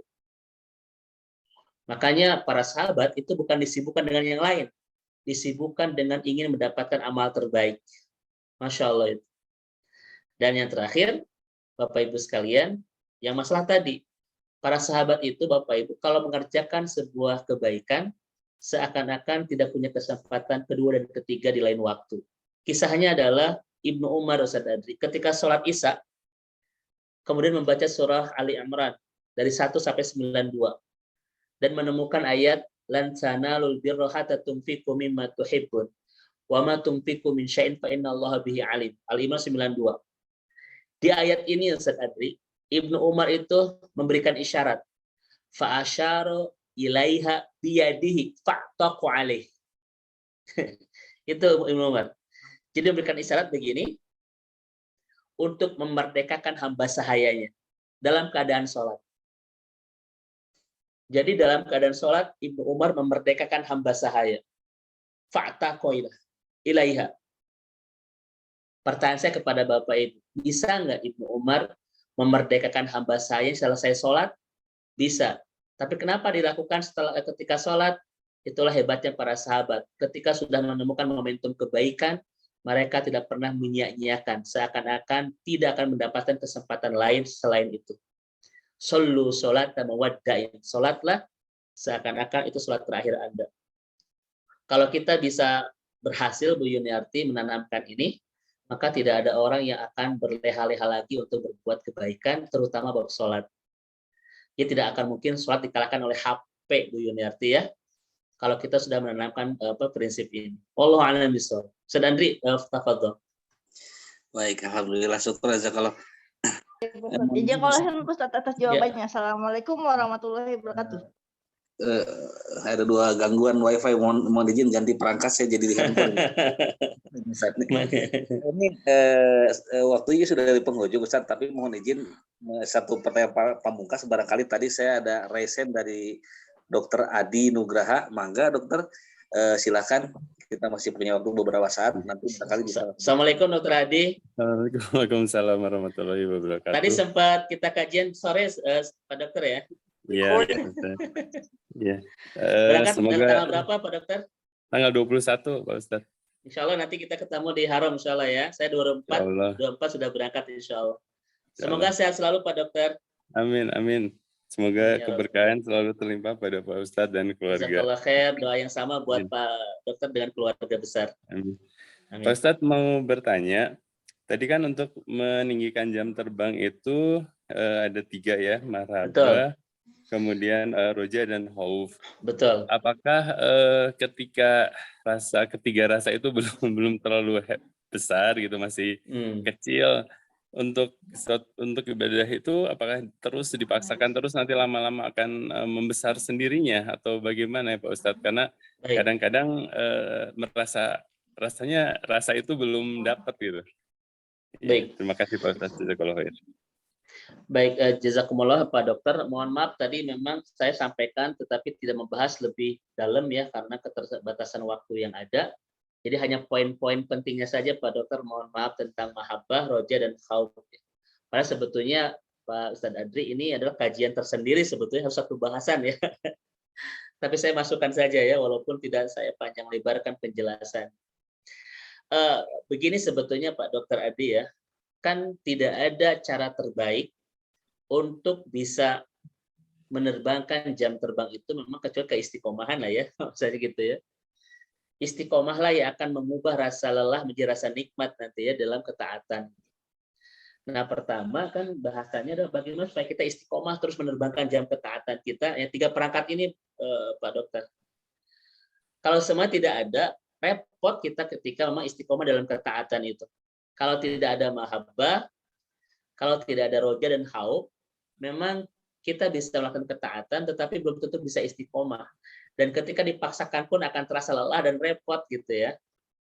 Makanya 3 kata ini, Pak Dokter, itu membantu kita bagaimana cara menikmatkan ibadah itu. Satu adalah dengan terus kita kenali Allah. Semakin jatuh cinta sama Allah, semakin nikmat disuruh sama Allah, Pak Dokter. Semakin nikmat. Karena boleh jadi ada yang saat ini ketika melaksanakan ibadah seperti terpaksa kan? Seperti dibebani gitu. Padahal kalau kita sudah jatuh cinta kepada yang nyuruh, di setiap suruhannya akan terasa nikmat dan membahagiakan. Ya, ada kalimat dari ulama itu adalah berlelah-lelah untuk yang tercinta itu akan terasa nikmat gitu. Mempersembahkan kepada yang kita cintai itu akan terasa nikmat. Saya lupa bahasa Arabnya, Pak Dokter. Tapi seperti itu ya. Maka sangat tidak Pak Dokter ya. Nggak mungkin lah orang itu bisa nikmat ibadah ketika dia tidak tahu siapa yang nyuruhnya. Artinya dia tidak kenal Allah Subhanahu wa Ta'ala. Ada nggak orang, Pak Dokter, ketika disuruh itu dia bisa, tapi ketika tidak nikmat ya repot kan begitu ya. Belum tentu dia bisa istiqomah terus bisa melaksanakannya kalau ketika dia tidak jatuh cinta kepada sang nyuruhnya. Kemudian Pak Dokter, kenapa Al-Quran itu disebut dengan kitabul amal, kitab harapan? Karena hampir setiap ayat di dalam Al-Quran selalu ada ayat-ayat harapan. La'alakum tatakun, la'alakum ini, la'alakum ini, agar kamu begini, agar kamu begitu, agar kamu begini. Setiap ayat ada. Ini kenapa selalu ada harapan? Karena orang itu bisa bertahan dalam ketaatan ketika besar harapan. Kan begitu Pak Dokter ya? Makanya Bapak dan Ibu, kalau kita sudah bersama Al-Quran, pasti harapan kita besar. Itu hebatnya Al-Quran. Kenapa setiap lembar di dalam Al-Quran senantiasa bicara harapan, agar kamu bertakwa, agar kamu mendapatkan kebaikan dari Allah, agar kamu menjadi orang-orang yang mendapatkan hidayah, agar kamu mendapatkan petunjuk, agar kamu bahagia. Banyak di dalam ayat itu. Maka Bapak Ibu, ciri orang yang senantiasa bersama Al-Quran besar harapan hidupnya. Ya. Maka yang menjadi masalah adalah Bapak Ibu, kita ingin besar harapan hidup tapi tidak bersama Al-Quran. Nah, ini sebuah hal yang memang harus kita renungkan. Kenapa sampai banyak harapan dalam Al-Quran? Karena orang bisa bertahan dalam ketaatan ketika besar harapan. Contoh, Pak Dokter ya, nah ngapalkan wae Al-Quran. Karena saya pengen hafal. Itu kan harapan. Maka membuat dia bertahan ketika menghafal. Karena ketika orang tidak ada punya harapan untuk menjadi penghafal Quran, Pak Dokter, nggak mungkin dia istiqomah menghafal itu ya. Karena banyak kesulitan kan ketika menghafal. Gitu ya. Makanya rumusnya, semakin besar harapan, semakin kuat kekuatan untuk melakukan dan semakin terasa kecil hambatan. Kan begitu teorinya ya, tapi ini saya tidak akan bahas. Nah, yang ketiga adalah ketakutan Bapak Ibu. Ini pun penting Bapak Ibu sekalian. Kenapa? Karena akan semakin menguatkan kita dalam ketaatan. Ya, saya takut ke neraka, saya takut tidak diridhoi Allah, saya takut bla bla bla. Itu membuat kita semakin indah dalam ketaatan Bapak Ibu sekalian. Makanya kesimpulannya Pak Dokter, tanpa 3 ini kita sulit istiqomah. Dan ketika dipaksakan istiqomah pun kita tidak akan menemukan repot gitu. Repot ketika melaksanakan ibadah itu. Makanya inilah bantuan dari ulama-ulama kita untuk terus membantu kita istiqomah, menerbangkan jam tinggi ketaatan kita, dan pada akhirnya kalau sudah tinggi akan terasa nikmat. Maka sebetulnya gini Pak Dokter kesimpulannya. Terus istiqomah kan begitu ya. Agar terasa nikmat ibadah itu. Tetapi pertanyaannya bagaimana cara istiqomah itu? Nah, butuh 3 bantuan tadi. Mahabbah, roja, dan khauf. Mudah-mudahan Pak Dokter tidak puas biar kita nanti bisa menjelaskan lain waktu ini ya. Ya Allah. Baik Pak Dokter, barakallahu fiik ya. Mudah-mudahan menjadi haji yang mabrur oleh Allah, dimudahkan perjalanannya, dimaksimalkan ibadah, dimabrurkan ibadah hajinya insyaallah. Wallahu a'lam bishawab. Baik, syukur alhamdulillah pertanyaan dari Dr. Adi Nugraha sepertinya menjadi pertanyaan pamungkas pada kajian online kita di malam hari ini. Sebelum ditutup, barangkali Ustadz mohon perkenannya untuk memimpin doa bersama kami. Khusus barangkali doa bagi yang sakit juga saat ini. Saya mendapat informasi dari putra dari Dr. Lina di Departemen Psikiatri RSAS. Putra dan cucunya juga saya ada sedang mohon didoakan Ustadz. Dan juga barangkali untuk Dr. Adi juga yang akan berangkat haji juga doakan. Dan untuk kita semua juga semoga Allah berikan kesempatan untuk dipanggil dan berangkat ke Baitullah. Mangga, tafadhol Ustaz. Baik Bapak dan Ibu yang Allah rahmati dan Allah berkahi, ini dulu kajian kita malam hari ini. Mohon maaf, memang ini sederhana karena hanya menyempurnakan di bahasan sebelumnya tentang bab ketakwaan. Ini hanya tambahan-tambahan saja ya. Walaupun bahasanya ringan, sederhana, tetapi mudah-mudahan ada hal yang bisa kita jadikan pegangan untuk bagaimana cara kita istiqomah dalam ketaatan untuk membangun indahnya ketakwaan kepada Allah Subhanahu wa taala. Dan mudah-mudahan pada akhirnya kita menjadi hamba-hamba Allah yang semakin nikmat di dalam ketaatan dan semakin tidak merasakan lagi kelezatan apa-apa dalam kemaksiatan. Itulah sebetulnya inti dari anugerah tentang bagaimana menjadi orang yang bertakwa itu ya. Dan apa manfaat bagi orang bertakwa, ini sudah kita bahas di pertemuan sebelumnya. Mudah-mudahan Bapak Ibu sekalian, tambahan malam hari ini tentang bab takwa semakin menyempurnakan dan memotivasi kita untuk bisa meraih ketakwaan di kehidupan ini. Amin ya rabbal alamin. Mari kita akhiri sama-sama dan membaca kalimat istighfar. Astagfirullahaladzim, astagfirullahaladzim, astagfirullahaladzim. Bapak Ibu, mari kita ucapkan hamdalah bersama-sama. Alhamdulillahirabbil alamin, alhamdulillahirabbil alamin. La ilaha illa anta huwal hayyul qayyum wa atubu ilaik. Ya fatiris samawati wal ardi ya muqallibal qulub ya dzal jalali wal ikram. Ya Allah ya Rahman ya Rahim, kami mohon kepadamu istiqomahkan kami dalam ketaatan sampai akhir hayat kami. Nikmatkan, lezatkan kami dalam ketaatan kepadamu sampai ujung episode kehidupan kami, ya Allah. Di usia kami yang sudah menua ini, tambahkan kelezatan kami bersama ketaatan-ketaatan kepadamu, ya Allah. Bersama usia kami yang sudah menua ini, tambahkan kebahagiaan kami bersama Al-Quran. Tambahkan kelezatan kami untuk berdua-duaan denganmu, menghabiskan waktu bersamamu, dan bahagiakan kami ketika melaksanakan qiyam sepertiga malammu, ya Allah. Tidak ada yang kami pinta di pertemuan indah malam hari ini, kecuali tambahkan kenikmatan dan kelezatan kami di setiap irisan-irisan ketaatan kepadamu, ya Rabbana. Karena itulah cara terbaik kami untuk bisa merancang dan merencanakan kebahagiaan masa depan akhirat kami, ya Allah. Kami mohon kepadamu, ya Rabbana, istiqomahkan kami senantiasa di dalam ketaatan kepadamu. Terus bahagiakan kami di dalam setiap irisan-irisan ibadah kepadamu, ya Ilahana. Karena kami ingin terus senantiasa menapaki jalan ketaatan ini sampai kepulangan kami ke surgamu. Dan mudah-mudahan, ya Ilahana, segala kami dalam ketaatan selama ini membawa kami nanti bahagia di surga nanti. Bersamakan terus kami bersama-sama dalam ketaatan sampai nanti kami bersama kembali penuh kebahagiaan di surga nanti. Jangan sisakan di antara kami yang tak kau masukkan ke dalam surga. Karena kami ingin ke surga bersama-sama, ya Allah, ya Rahman, ya Rahim. Oleh karena itu, alif baina qulubina, satukan terus hati kami di dalam cinta kepadamu. Terus satukan hati kami di dalam ketaatan kepadamu. Satukan senantiasa hati kami di dalam kebaikan-kebaikan karenamu, ya Ilahana. Terus bersamakan kami penuh ketaatan di dunia, agar kami punya harapan terus bersama penuh kebahagiaan kelak di surga. Mudah-mudahan yang hadir bersama di pertemuan indah malam hari ini adalah hamba-hambamu yang direncanakan untuk bisa mendapatkan kebahagiaan tak berkesudahan kelak di surga.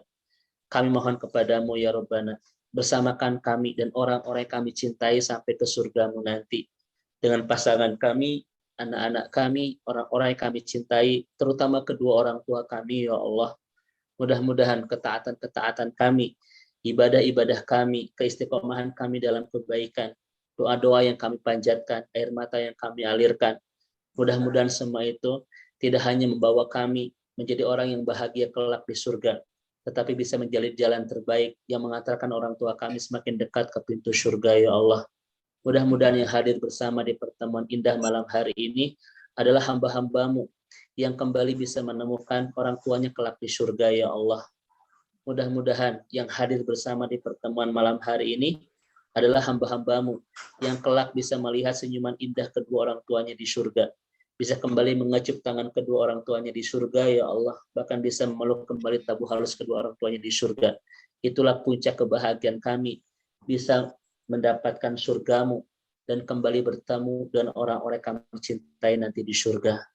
Kami mohon kepadamu ya Rabbana, ada beberapa saudara-saudara tercinta kami yang tahun ini akan berangkat melaksanakan ibadah haji. Kami mohon kepadamu, Allahumma ij'alna hajjan mabruran, Allahumma ij'alna hajjan mabruran wa dhanban maghfuran wa sa'yan mashkuran wa tijaratan lan tabur. Kami mohon kepadamu ya Allah, mudahkan, lancarkan perjalanannya, maksimalkan ibadahnya, dan mabrurkan ibadah hajinya ya Allah. Dan balaslah segala pengorbanan untuk melaksanakan ibadah hajinya dengan surga yang sudah Engkau janjikan. Sebagaimana Rasul pernah mengatakan, Al-Hajjul Mabrur laisa lahu jazaa'un ilal jannah. Tidak ada balasan bagi yang haji mabrur kecuali surga. Maka mudah-mudahan ibadah haji yang dilaksanakan oleh saudara-saudara tercinta kami semakin mengantarkan mereka dekat ke pintu surgamu ya Allah. Yang saat ini belum diundang untuk melaksanakan ibadah di rumahmu, segera undang ya Allah, segera panggil kami beserta orang-orang kami cintai untuk kembali bisa merasakan nikmat dan lezatnya ibadah di rumahmu, bisa merasakan nikmatnya bertawaf di kaki Ka'bahmu, menderaikan air mata di multajamu, membuncahkan rasa gelisah di Hijr Ismailmu, mengurai air mata di Arafahmu ya Allah. Berikan kami anugerah untuk bisa kembali ke tanah suci bersama orang kami cintai, melaksanakan ibadah di rumahmu ya Allah. Innaka rabbuna ala kulli syai'in qadir. Rabbana la tuzigh qulubana ba'da idh hadaitana wa hab lana min ladunka rahmah innaka antal wahhab. Rabbana atina fid dunya hasanah wa fil akhirati hasanah wa qina adzabannar. Mohon maaf Bapak Ibu sekalian. Assalamualaikum warahmatullahi wabarakatuh. Waalaikumsalam warahmatullahi wabarakatuh. Warahmatullahi wabarakatuh. Baik Ustaz, syukron. Alhamdulillah, jazakallah khairan kasiran atas kajian ilmunya yang inspiratif disampaikan kepada kita semua. Kita berdoa kepada Allah, semoga Allah berikan rezeki kepada kita berupa paham dan kemudahan untuk senantiasa dapat mengamalkan dengan baik. Amin ya rabbal alamin. Dan setiap ketakwaan yang ada pada diri kita untuk senantiasa terus menjadi lebih baik di hadapan Allah Subhanahu wa taala. Baik, sekali lagi terima kasih kepada guru kita Ustaz Dedi Haryadi Mesir, syukron, jazakallahu khairan katsiran, ahsanal jazaa fid dunya wal akhirah, juga pada para jamaah sekalian, keluarga besar FK 4 dan juga dari yang lain pun, alhamdulillah, syukran, jazakumullah khairan katsiran. Semoga kajian kita semakin memberikan manfaat, semakin menambah ilmu, menambah amal, dan juga menjadi wasilah meningkatnya pula keimanan dan ketakwaan kita di hadapan Allah Subhanahu wa taala, dan juga menjadi berat timbangan amal nanti di akhirat kelak. Amin. Amin. Segala kekurangan dan kehilafan, ini juga terutama mohon maaf, ini saya digonta-ganti perangkat ini Ustaz. Apunten sekarang jadi pakai handphone. Baik, sekali lagi mohon maaf atas kekurangannya. Terima kasih. Kita tutup kegiatan pada malam hari ini dengan doa kifaratul majlis bersama-sama. Subhanakallahumma wa bihamdika asyhadu an la ilaha illa anta astaghfiruka wa atubu ilaik. Alhamdulillah. Taufiq wal hidayah. Wassalamualaikum warahmatullahi wabarakatuh. Waalaikumsalam warahmatullahi wabarakatuh.